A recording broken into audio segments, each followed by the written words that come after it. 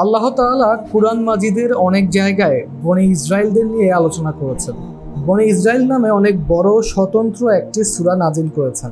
বনি ইসরাইলদের দান করেছেন অসংখ্য নিয়ামত, যা উল্লেখ করেছেন কুরআনে। ফিচার বাংলার আজকের পর্বে জানবো বনি ইসরাইলের ঐতিহাসিক পরিচয়।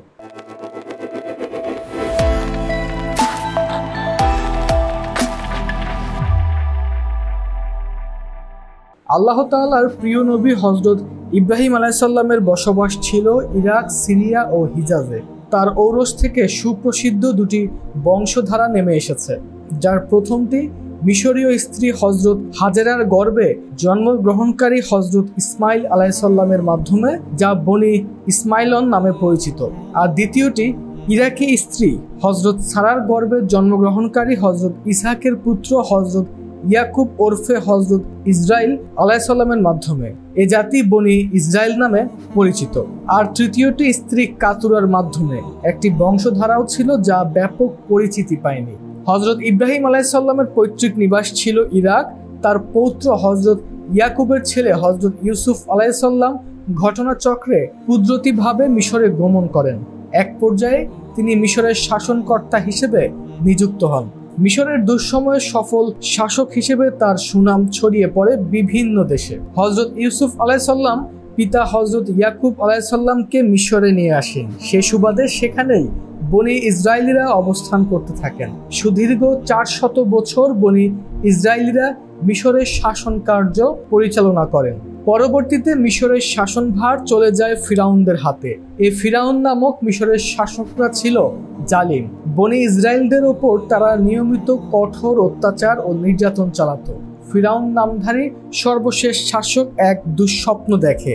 স্বপ্নের ব্যাখ্যা জানার পর বনি ইসরাইলিদের বিরুদ্ধে তেলে বেগুনে জ্বলে ওঠেন ফিরাউন। সিদ্ধান্ত গৃহীত হয়, যদি বনি ইসরাইলিদের ঘরে কোনো পুত্র সন্তান জন্ম নেয় তবে তাকে তৎক্ষণাৎ হত্যা করা হবে, কারণ তার এ বিশ্বাস জন্মেছিল যে বনি ইসরাইলের কোনো সাহসী সন্তানের হাতেই তার পতন ঘটবে।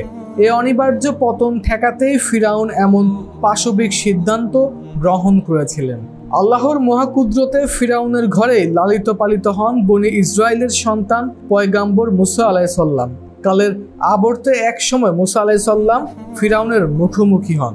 নির্যাতিত বিন ইসরাইলিদের ফিরাউনের অত্যাচার থেকে মুক্ত করতে সবাইকে সংগঠিত করেন। নিরাপত্তার জন্য তাদেরকে নিয়ে হিজরত করেন। খবর পেয়ে ফিরাউন বনি ইসরাইল সম্প্রদায়কে পিছন থেকে ধাওয়া করেন। মুসা আলাইহিস সালাম আল্লাহর কুদরতে লোহিত সাগরে পাড়ি জমান। আর ফিরাউন সৈন্য সামন্ত সহ মুসা আলাইহিস সালামের পিছু নিলে সমুদ্রের মধ্যেই দলবল সহ সমুদ্রে নিমজ্জিত হয়। অবশেষে মুসা আলাইহিস সালাম মিশরের একটি দ্বীপভূমি সিনাই অঞ্চলে বনি ইসরাইলদের নিয়ে আশ্রয় নেন। এখানেই শুরু হয় বনি ইসরাইলদের কালযাপন।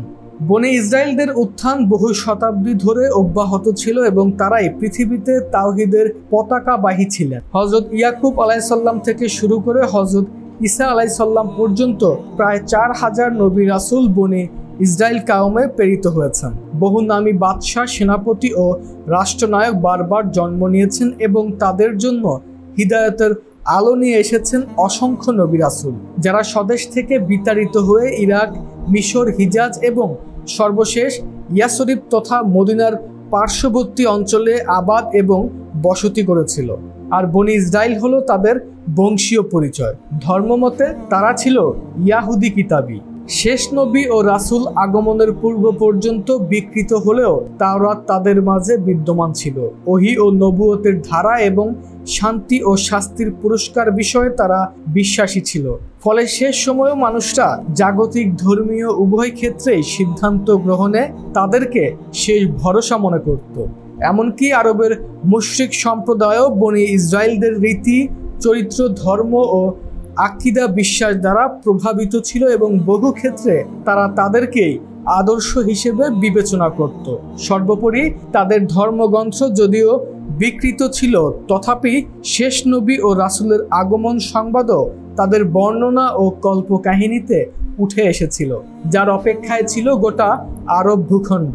পবিত্র কোরআনে এ বিষয়ে বলা হয়েছে, আর মুসা নিজের জাতি থেকে 70 জন লোককে আমার নির্ধারিত স্থানের জন্য নির্বাচন করলো। তারপর যখন ভূমিকম্প তাদেরকেও পাকড়াও করলো, তখন সে বলল, হে আমার রব, আপনি চাইলে আগেও এদের ধ্বংস করতে পারতেন এবং আমাকেও। আমাদের মধ্যে নির্বোধরা যা করেছে তার কারণেই কি আমাদের ধ্বংস করবেন? এটা তো আপনার পরীক্ষা ছাড়া কিছু না। এর মাধ্যমে যাকে চান আপনি পথভ্রষ্ট করেন এবং যাকে চান হিদায়াত দান করেন। আপনি আমাদের অভিভাবক, সুতরাং আমাদের ক্ষমা করে দিন এবং আপনি উত্তম ক্ষমাশীল। আর আমাদের জন্য এ দুনিয়াতে ও আখিরাতে কল্যাণ লিখে দিন। নিশ্চয়ই আমরা আপনার দিকে প্রত্যাবর্তন করেছি। তিনি বললেন, আমি যাকে চাই তাকে আমার আযাব দেই, আর আমার রহমত সব বস্তুকে পরিব্যাপ্ত করেছে। সুতরাং আমি তা লিখে দেব তাদের জন্য যারা তাকওয়া অবলম্বন করে এবং যাকাত প্রদান করে, আর যারা আমার আয়াতসমূহের ওপর ঈমান আনে। দর্শক, আজকে এ পর্যন্তই। আপনি যদি আমাদের চ্যানেলটিতে নতুন হয়ে থাকুন তাহলে অনুগ্রহ করে সাবস্ক্রাইব করুন এবং সর্বশেষ ভিডিওর নোটিফিকেশন পেতে বেল আইকনটিতে ক্লিক করুন। সামনে আবারও আসবো নতুন নতুন তথ্য এবং ভিডিও নিয়ে। সে পর্যন্ত ভালো থাকুন, সুস্থ থাকুন।